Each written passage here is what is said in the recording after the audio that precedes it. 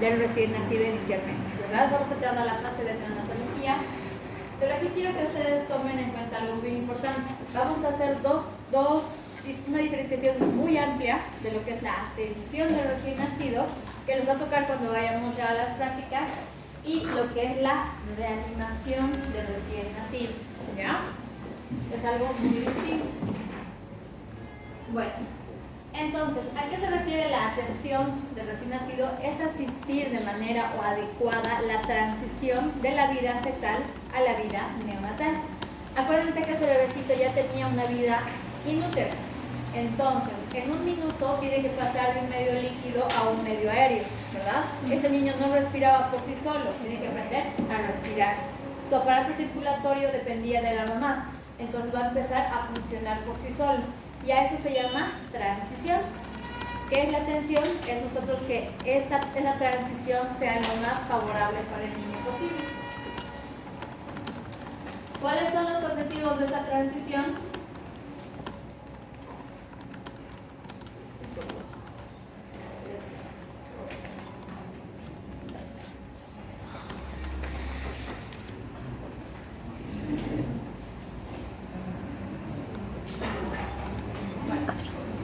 ¿Cuáles van a ser estos objetivos? Van a ser brindar las condiciones más óptimas para que la adaptación o la vida intraextrauterina de manera inmediata sea la más adecuada.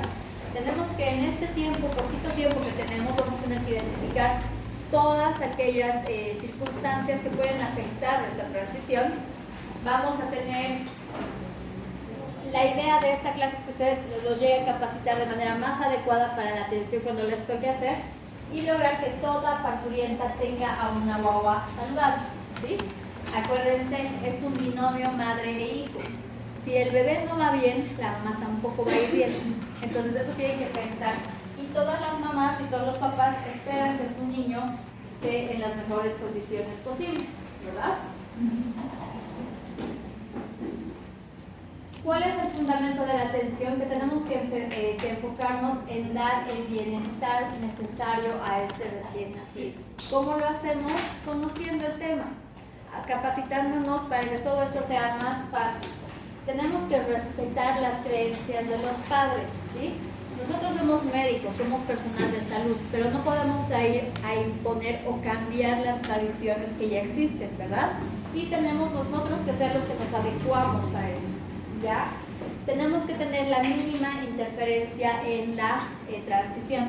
¿A qué se refiere eso? Sabemos que está en la pancita el bebé, en un medio líquido, va a pasar un medio aéreo. No es que nace el bebé y ya le pongo oxígeno, ya le meto una sonda, ya le pongo, pues estoy interfiriendo en su transición de manera inadecuada. Lo principal está acá, que no hay que separar al recién nacido, salvo haya condiciones específicas de la madre. Toda la atención la podemos dar durante mínimamente con la visión directa de la madre, porque este bebé estaba 9 meses en la pancita de su mamá. Pues imagínense el dolor, el trauma que es para ese bebé y para la madre cambiar, ¿verdad? Tenemos que aconsejar a los padres acerca de los cuidados. Hay que hacer las profilaxis correspondientes, por ejemplo, de enfermedad hemorrágica, de infecciones oculares, ¿verdad? Y hay que hacer lo que es el tamizaje adecuado. Hay algo bien importante, que tenemos que saber que hay personal específico para cada tipo de parto, ¿sí? Ya saben que el parto puede ser por vía vaginal o por vía abdominal, ¿verdad? El personal mínimo necesario, por ejemplo, en un trabajo de parto o un parto de bajo riesgo, es una persona que sea capaz de iniciar su reanimación cardiovascular, cardiopulmonar si fuera necesario, ¿ya? Más alguien que esté auxiliándonos y que pueda llegar a activar el sistema de RCP avanzado. ¿Qué quiere decir? Seré yo, que soy la persona que en teoría estoy ahorita la más capacitada, con un interno, por ejemplo, ¿verdad? O con uno de ustedes, ¿sí? Ahora, si es un parto de alto riesgo, que ustedes llaman en obstetricia, bueno, van a ver cuando es un parto de alto riesgo, cuando es prematuro, cuando ha habido enfermedades durante el embarazo, cuando la mamá es obesa, además, ya tiene que haber un líder que va a ser quien va a guiar a cada uno en las acciones que van a tomar. 2 reanimadores, uno que se va a encargar netamente de vía aérea y otra de la parte cardiopulmonar, un asistente que será mi auxiliar o mi enfermera que va a ser quien canalice y demás, y una persona que tiene que cronometrar todo lo que hacemos. ¿Por qué? ¿Por qué creen que es importante la persona que está del documentador?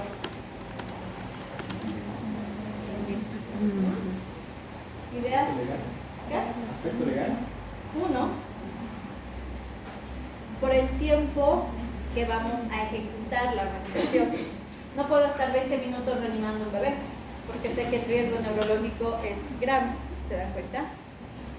Y en caso de que hubiera un embarazo múltiple, ya sea gemelar, trillizos, cuatrillizos o lo que quieran, cada bebé tiene su equipo. Entonces, a ese embarazo lo tomamos como cada unidad, o sea, cada bebecito con una persona y su auxiliar mínimamente, ¿ya? Pero para nosotros poder recibir a ese bebecito tenemos que tener pilares. ¿Cuáles van a ser nuestros pilares? Primero, conocer dónde trabajamos. Es muy diferente trabajar, ustedes han visto en el Hospital Corea, es muy diferente trabajar en la banca. Para mí misma, ¿verdad? Agarro y son dos mundos aparte. Entonces, en cada circunstancia, con las capacidades que uno tiene que ir a ver cuál va a ser su opción. ¿Sí? Tenemos que anticiparnos y planificar. Ejemplo, agarraré y diré, sé que van a hacer un parto. ¿Cuál es la edad gestacional? ¿Está bien la mamá? ¿Está bien el bebé? Todo, y ya según eso voy a decir, ok, parece que es pretérmino, parece que tiene bajo peso, la mamá no ha hecho controles prenatales, es un embarazo de alto riesgo. Entonces yo iré ya como líder o como primera reanimadora y diré, ok, te vienes tú para ayudarme en esto, ¿verdad? Y planifico lo que voy a hacer. La persona más capacitada tiene que ser y les va a tocar asumir la capacidad de líder, ¿sí? En la provincia van a estar solitos ustedes, entonces van a ser los que tengan que tomar las decisiones. Delegar el trabajo de manera óptima. ¿Por qué? Porque si yo estoy encargada de vía aérea, solo mi función es vía aérea. No puedo estar un carro que me encarga de vía aérea, la voy a corazón. Cada uno tiene sus funciones únicas porque tenemos un minuto para hacer todo. ¿Ya? Obviamente tenemos que usar toda la información que podamos. Si la mamá no sabe, pues la abuelita, la tía, quien puede, ¿verdad? Solicitar ayuda cuando corresponde y obviamente siempre mantener una conducta profesional. ¿A qué se refiere con la conducta profesional? ¿A qué creen? Si en un parto viene una persona de escasos recursos, ¿verdad? Que no está higiénicamente adecuada para nosotros, no va a decir, ay cochina, ¿qué estás haciendo? Porque chicos, porfa, ¿ya? No tienes que guardar el respeto. Acuérdense que esa mujer está con dolor, mucho dolor, más de lo que se puede imaginar en su vida, está expuesta ante un doctor, una doctora que no conoce, ante el residente, el interno, el estudiante, que no están ahí metidos, ¿no ven? ¿Se imaginan lo que es eso? Que todavía ya pues no sabe empujar, ¿se imaginan eso? No les gustaría, creo, a ustedes. Entonces, esa conducta es la que ustedes tienen que guardar. Siempre les digo, traten a la gente como les gustaría que la traten, no a ustedes, a sus mamás, ¿verdad? Hay 4 preguntas que tenemos que conocer muy bien antes de ir a tener un parto. La primera es la edad gestacional, cómo está el líquido amniótico, si es embarazo simple o múltiple y si hay algún tipo de factor de riesgo. Dentro de los factores de riesgo, estos factores de riesgo nos van a indicar si es el producto que van a hacer, vamos a tener que atenderlo o reanimarlo. En el caso de que existieran factores de riesgo, son los decisivos para hacer una reanimación cardiopulmonar. ¿Cuáles son? La prematurez, como dice ahí, el antepartum, o sea, mientras más pequeño el bebecito, más riesgoso. La restricción del crecimiento intrauterino, la diabetes gestacional, el hecho que haya meconio 1, 2, 3 o 4 cruces en el líquido amniótico, el uso de algún tipo de instrumento, como ser los forceps, por ejemplo, si hay datos de infección materna, todo eso ya es un factor de riesgo.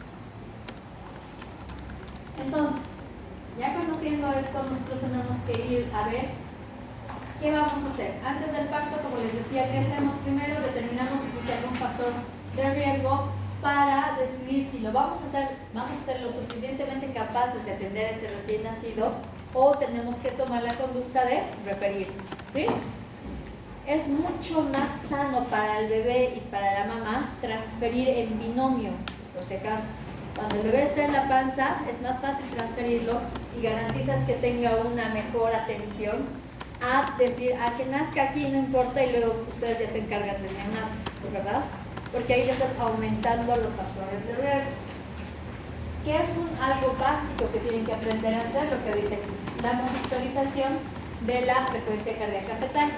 No solo es el Doppler, de que le colocan 2 minutos y dicen, está latiendo bien. Tienen que hacer todo lo que es el monitoreo, porque hay que ver la frecuencia, el ritmo, si hay pausas, cómo está, si hay movimientos adecuados, todo eso tiene que ver y se tiene que conocer.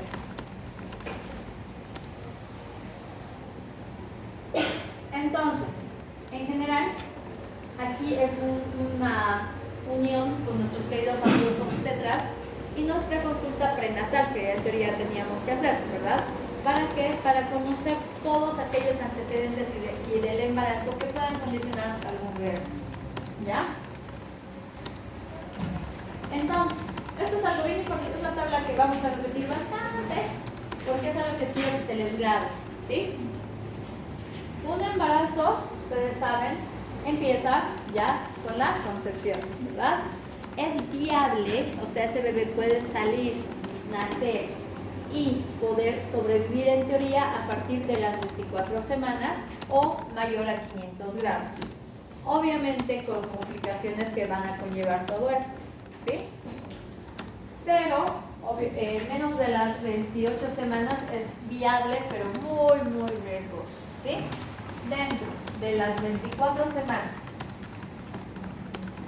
a las 32 semanas ya tiene, de las 28 semanas a las 32 semanas ya tenemos una viabilidad mayor, entonces pueden sobrevivir con más facilidad sin tanto empleo de más cosas. El pretérmino como tal va a ser desde las 34 hasta las 37, hasta las 36.6 semanas, ¿sí? Y ese niño todavía es un factor de riesgo.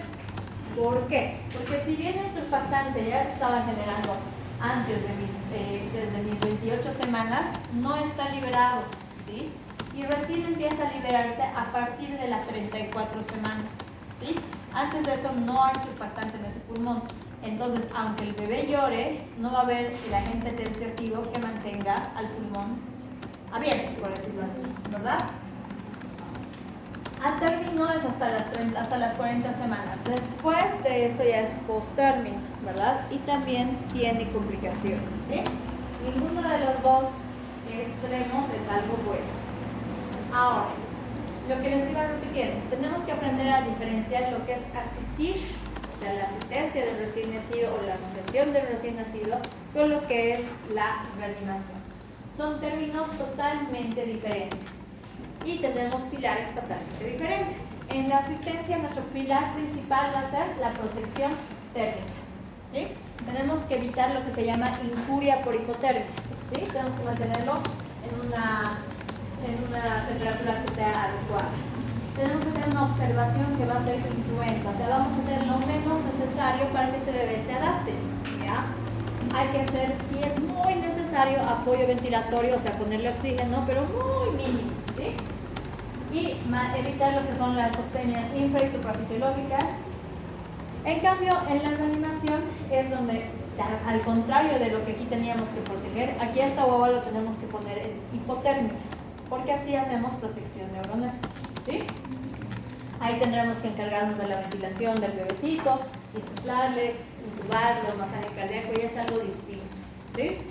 Algo que les quería yo recalcar. ¿Cuánto de temperatura tienen ustedes? 36,5, ¿verdad? Lo fisiológico. El bebecito en la panza de la mamá, ¿qué temperatura se supone que está? 36,5. ¿Qué pasa si ahorita me nace a mí aquí? ¿Qué le va a pasar? Va a tener hipotermia. ¿Qué pasa si ustedes se sumergen a una tina con hielo? ¿Qué va a ser lo primero que les va a atacar? ¿Alguna vez se han metido al agua fría cuando se bañan? ¿Les cuesta respirar o no? ¿Y ustedes saben respirar? ¿Se imaginan a alguien que no? Entonces, ¿va a ser fácil? ¿Va a agarrar y va a empezar a respirar normal? No. Tienen que entender que tienen que darle su tiempo. Y por eso, cuando estamos asistiendo, es tan importante protegerlo del frío. ¿Cómo vamos a hacer el control de la temperatura? Vamos a hacer de acuerdo a la edad gestacional. Si el bebecito es, mientras más prematuro sea o más chiquito sea, pierde más calor. Entonces hay que garantizar más protección térmica.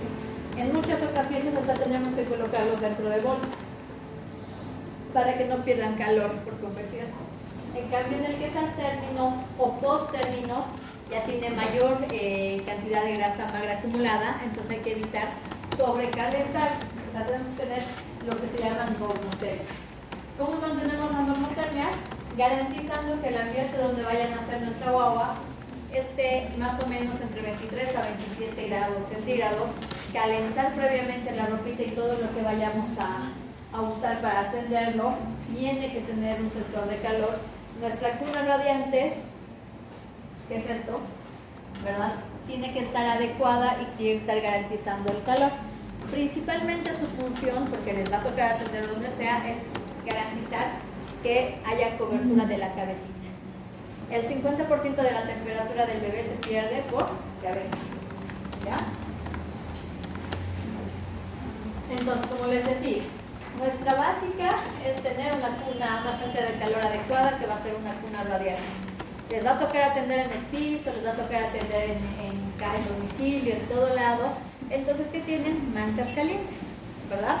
Hacen calentar las mantas precalentadas para que cuando le agarran al bebé no haya ese cambio de temperatura brusco y no generen ustedes que tengan dificultad para respirar.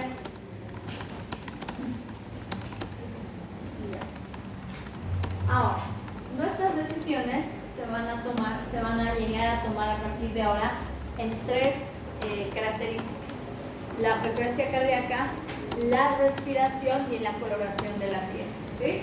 Entonces, estas son definitivas para ver qué es lo que vamos a hacer.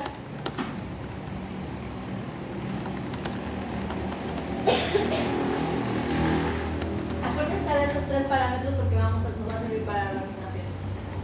Entonces, ¿qué hay que garantizar? Que cuando nazca nuestro bebecito no tenga daño, como les digo, ni siquiera por parte de la mamá.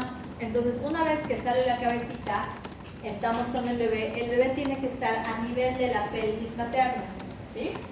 Si está, digamos, al nivel de mi cadera, van a ser, y no va a haber transfusión feto-materna ni materna-fetal, ¿sí? Entonces, lo ideal es hacer el pinzamiento tardío del cordón, que más o menos es a los 30 segundos. Pero ustedes acuérdense, cuando el cordón deja de latir, es el momento en que cortamos recién, ¿verdad?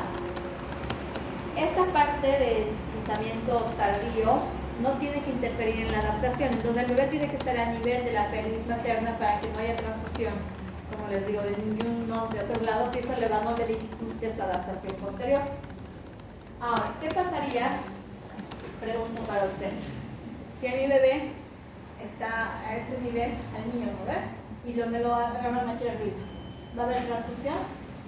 Feto materno. ¿Cuál creen que sería la consecuencia de eso? ¿Qué va a pasar posterior? A ver, si se está transfundiendo a mí, anemia, ¿verdad? ¿Y qué tal si al bebé me lo ponen aquí en el piso? ¿Qué va a pasar? ¿Va a haber transfusión materna, fetal? ¿Y qué le estoy pasando? Más cantidad de sangre. ¿Qué se llama eso?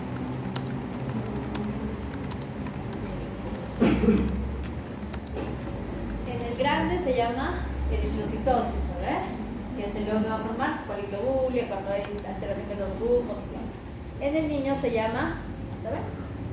Policitemia. ¿Sí? Entonces, como dice acá, la adaptación normal de la vida, ¿verdad?, empieza cuando el bebé empieza a respirar por sí solo. Y esto es algo fisiológico, no es algo que nosotros tengamos que forzar. Algo bien importante, porque los bebés no les van a nacer así de bonitos rosaditos. La mayoría les nace medio cianóticos. ¿Por qué? Porque esta es la curva de saturación saturación de acuerdo a los minutos de vida. Si se dan cuenta ahí, a los 2 minutos recién de vida, el bebé está saturando más o menos, esto es a nivel del mar, por supuesto, ya tenemos más bajo todavía. Más o menos al segundo minuto está llegando al 83%. Entonces, obviamente va a estar siendo, ¿verdad? Y recién cuando pasan los 15 minutos alcanza más del 95%. Entonces, esperan que cuando nazca la guagua sature 100%, que esté rosadita hermosa. No, tienen que aprender a darle tiempo. Y como ustedes lo van a encontrar al bebé, primero viene así. En esta fase no va a faltar el que va a decir, pónganle oxígeno. Y ya le van a poner oxígeno y están haciendo hiperoxemia. Y eso es el más daño todavía en el bebé. La saturación de los bebés siempre se toma preductal. ¿Saben a qué se refiere eso? ¿Alguien sabe? ¿No? ¿Qué pasa si me toman a mí mi presión en mi brazo derecho? ¿Está igual que en mi brazo izquierdo? Fisiología.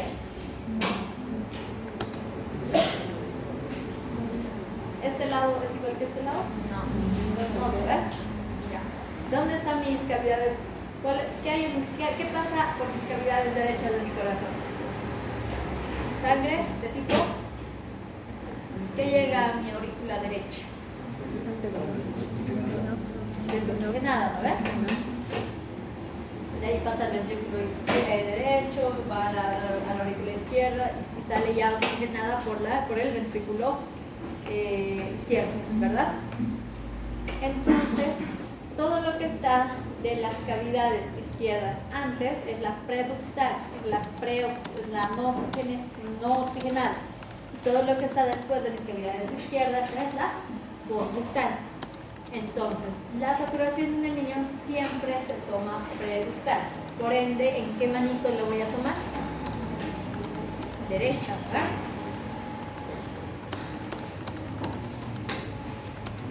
La idea es con esa tablita que ustedes entiendan que hay que evitar las maniobras que sean innecesarias para el bebé, principalmente el uso indebido de oxígeno. Ya.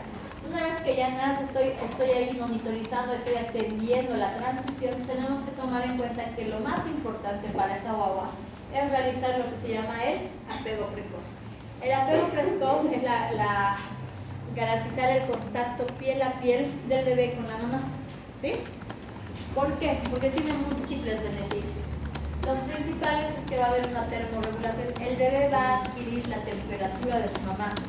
Va a haber una estabilización de la frecuencia cardíaca. Va a seguir el ritmo que seguía cuando estaba en la pancita de la mamá, ¿verdad? Va a recordar eso y se va a poder adaptar. Va a seguir los movimientos respiratorios de la mamá, por ende su respiración va a ser mucho mejor, ¿verdad? Y obviamente va a calmarse porque ya no va a estar en un lugar ajeno. Hay múltiples estudios. Si ustedes ahorita les pongo audífonos y les hago escuchar el latido de su mamá, ya, o sea, sin que sepan que es de su mamá, automáticamente su oxitocina se pierde. ¿Ya? ¿Por qué? Porque han estado 9 meses dentro de esa panza y era lo que les generaba tranquilidad. A este bebecito también, él escuchaba el latido de su mamá, por mucho de que le saquen la mugre se tranquilizaría. ¿Ya? Ese bebecito escuchaba todo eso, entonces se regula. ¿Sí? El apego precoz efectivo, chicos, es cuando es una hora, o sea, es una hora que se queda en contacto piel a piel. Es lo ideal hacer. Si en algún momento les toca agarrar a tener un parto donde sea, ¿cuál es la mejor incubadora para el bebé? ¿Cuál sería su mejor manera de transporte? El pecho de la mamá. No está la mamá, el pecho del papá. No está ustedes. A ver, me ha tocado entrar en decibelios muchas veces. ¿Ya? Entonces, una vez que ya acabamos con el apego precoz, ya hemos hecho que su transición sea tranquilo, y ahora sí ya valoro a mi recién nacido, ¿verdad? Entonces, aquí ¿qué vamos a poder hacer? Vamos a poder identificar si hay algún tipo de alteración para tomar la conducta necesaria y hacerle la evaluación de cómo se encuentra, ¿verdad? Y vamos a tener parámetros para hacer eso. Ahí tenemos que ver lo que es la coloración de la, vamos a ver, como siempre les digo, va a ser céfalo caudal. Primero tenemos que ver la piel. ¿Cómo está la piel? ¿Está rojita? ¿Está descamativa? ¿Tiene mucho vermix? Si tiene mucho vermix, que es o lanugo, ¿verdad? Una cosa, el vermix es la grasita blanca, ¿verdad? Y el lanugo son los pelitos, ¿verdad? ¿Qué quiere decir? Que el bebé es pretérmino. Aunque me digan que es postérmino, es pretérmino. Si está muy rojo intenso, se está descamando, ya es postérmino. Tenemos que ver cómo está el cráneo. Está simétrico, hay un caput, hay un cefalomatoma, ¿verdad? ¿Cómo están las fontanelas? La anterior y la posterior, ¿verdad? La cara está simétrica, están todos los orificios de tipo permeable, el cuello, hay adenopatías, tiene cuello corto, es un síndrome de Down, por ejemplo. El tórax hay que ver lo que son las glándulas mamarias o los ruedos cardíacos. En el abdomen hay que ver que no haya visceromegalias. ¿Cómo está el cordón? Los genitales, hay que ver si están bien definidos, o sea, si son genitales masculinos, femeninos o son ambiguos, ¿ya? O hay micropene, o hay clitoromegalia, o sea, son características que parecen normales, pero les va a tocar día con día. Y las extremidades están completas, tienen 5 dedos, tienen polidactilia, que es lo más común del mundo, ¿sí? Una vez que tenemos ya la exploración general, tenemos que ir a lo que es la búsqueda ya intencionada. Si veo que el bebé tiene asimetría de la carita, diré, está completo el paladar, veré la integridad del paladar en su totalidad, cómo están los labios. Si por ejemplo veo que mi bebé está babeando demasiado, tiene cialorrea, diré, hay atresia, colocaré una sonda. O sea, ya de acuerdo a lo que yo estoy sospechando, actúo. No es que a todos les digo, a ver, vénganse, todos y les meto la sonda por si acaso, no existe. La presencia de pezones supranumerarios, por ejemplo. Atresia de la musculatura, a veces están ahí y se ven aquí encima sus intestinos, porque hay una atresia de la musculatura abdominal, por ejemplo. Si hay alteraciones a nivel de la columna vertebral, si hay espina bífida, si hay cositas y demás. ¿Sí?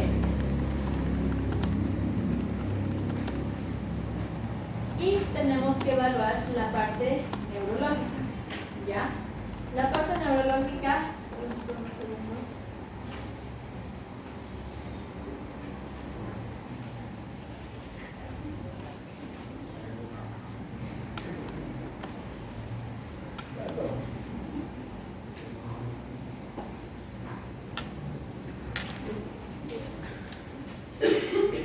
Ya, entonces ahí hay que ver los reflejos primarios, ¿verdad? Los reflejos arcaicos. El reflejo del morro, el reflejo de la marcha, el reflejo de succión, el reflejo de oxígeno, entre otros. Y ahí, después de hacer todo el examen físico, nos dedicamos a hacer la antropometría. La antropometría va a tomar 3 parámetros básicos: peso, talla y perímetro cefálico, ¿sí?